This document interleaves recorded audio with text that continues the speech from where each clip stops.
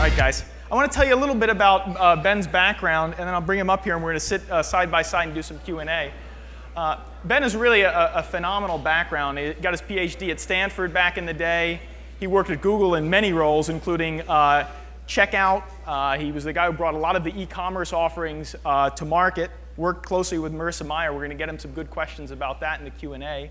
He was most recently the COO over at Baidu, and previously he was also the director of the Facebook platform.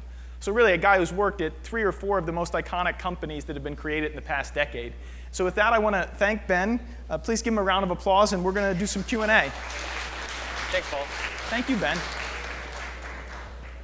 All right, so I got about a half dozen questions pre-prepared, and then we're going to throw it over to the wolves here and see what you guys want to ask them. That works. So thanks again. So Ben, you've made about 80 individual investments before you joined Khosla, so you're obviously not new to the investing game.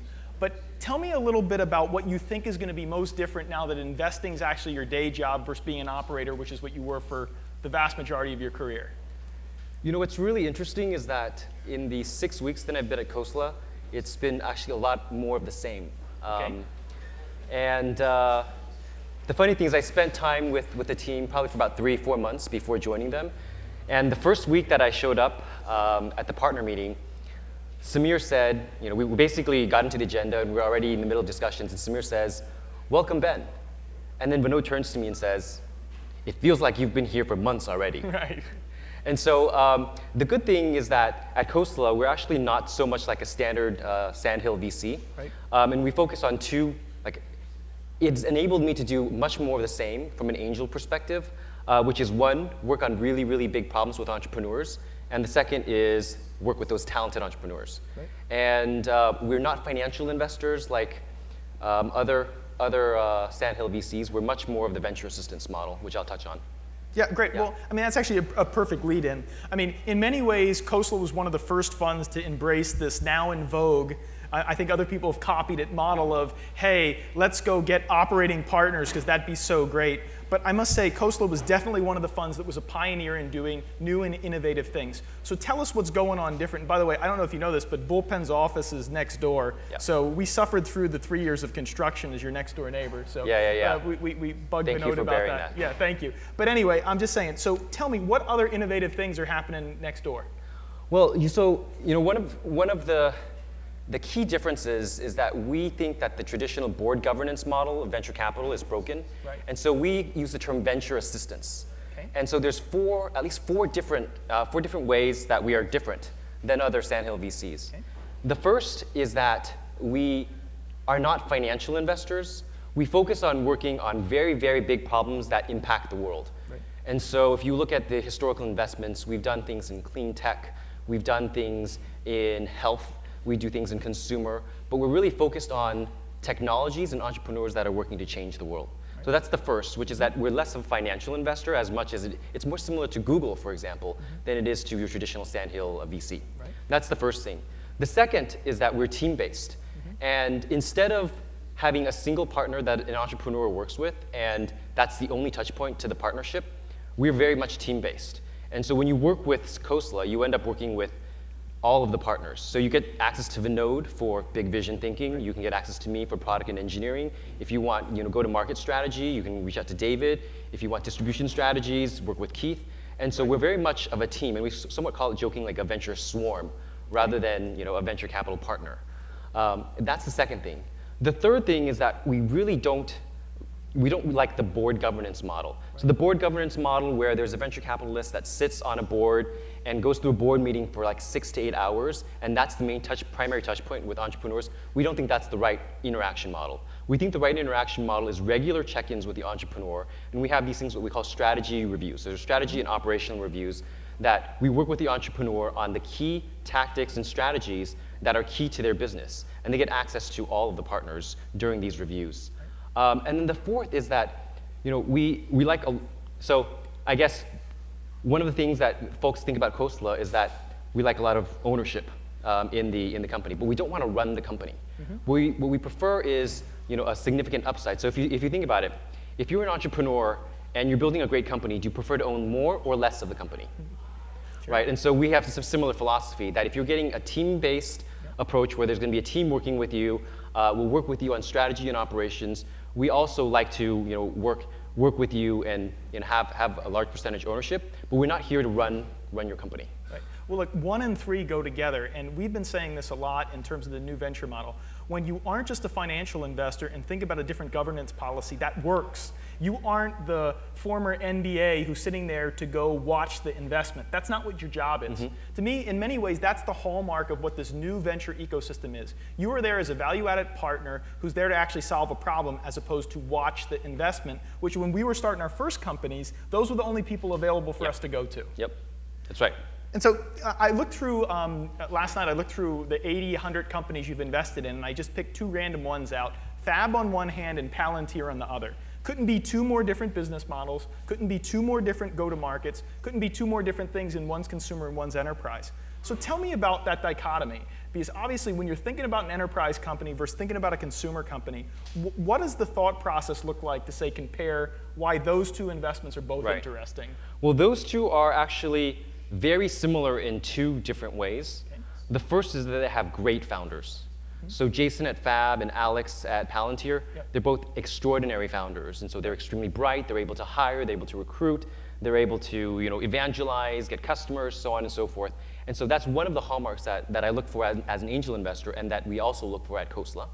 And the second is that they're working on very, very large markets that are ripe for disruption. Right? In Alex's case, it's in intelligence and business intelligence. And in Jason's case, it's the design market. And if you look at these markets, they're actually huge multi-billion-dollar industries or tens of billion dollars of industries, and they're ripe for disruption. So they're more similar along these lines than they are different. Yeah, well, look, the big investors fundamentally are people and market investors. I mean, to some extent, in my opinion, Sequoia has been the most successful time and time investor. And you look, they invest in markets, they invest in people. And I don't think there's any surprise. You heard what Mike Maples said here when he was here on our, well, you weren't here at the time, but Mike talked about, why start a small company when you can start a big company? Right. Why are you wasting your time if it can't be a thunder lizard? And the best entrepreneurs are going to have that kind of philosophy. That's exactly right. That's great. So you and I have overlapped on a couple of investments. I was part of Keith's Mafia a few times as an angel before I started BullPen. One of the companies we're in together is Udemy, for example, is doing very well. Now that you're inside of Khosla and you see the whole portfolio versus the 80 companies you hand invested in, what are the 1 or 2 where you sit there and go, crap, this is so awesome, I'm in that company? Right? And it wasn't one you did before, right? Doesn't count when you get to grandfather in one that you were the original investor in. You sit in that partner meeting and go, I can't wait to get the update on blank. Give me an idea what one of them might be? Sure. There's a couple of really disruptive companies that we're invested in that I would have probably personally never invested in. And they're the next generation food companies. Okay. And so Hampton Creek is one such example. And they're basically beyond eggs, and they're creating essentially an egg substitute made out of plants. Huh. And the idea is that eggs are used in a variety of ways in cooking for different purposes. Sometimes it's as a congealant, sometimes it's for to make things rise, sometimes it's for the taste.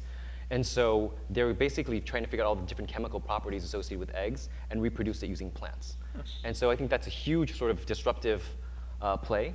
They're based in San Francisco, and it's something that I probably would have not invested in personally, but I think it's extraordinarily interesting.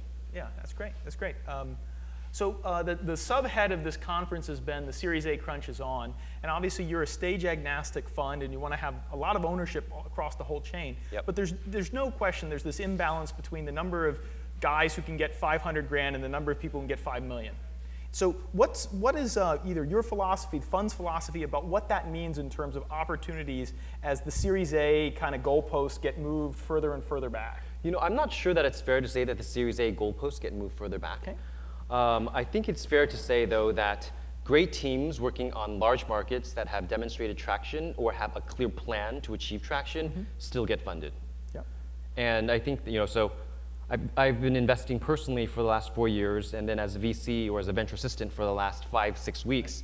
But it's the same. I see the same caliber, right? The companies that should get funded are getting funded. Interesting. I mean, one of the counter arguments when Duncan Davidson put up the slide showing the venture cliff, one of the arguments is if Series A is flat like this, maybe that was the right number of people to have funded all along, and where the mistake got made was the overinvestment in the seed for people who shouldn't have gotten the money to begin with? That's a reasonable hypothesis, but there's other views, which is that it's enabled a lot more entrepreneurs to be experimental and reach big and reach for their dreams. So I think that there's alternate hypotheses here too, which is that perhaps you're getting a higher quality of entrepreneur, you're getting bigger visions, so on and so forth. Yeah, interesting. You did e-commerce, you've done dating at Badoo, which, by the way, I don't know a lot of people in this audience know what Badoo is, but just one of the most amazing growing companies ever. Just the metrics are off the charts. You were the COO there. So you've done dating, you've done e-commerce, you've done the Facebook platform. What are you excited about next? Obviously, you told us this interesting story about the food, but what's a category you're sitting there, Ben, going, God, I got to get into this category? Yeah. I think there's two main categories. So the first is data science. And if you think about a lot of problems in the world, if you have essentially all of the data, you could probably predict or answer all sorts of questions. So health is an example. If we had all of the disease and symptoms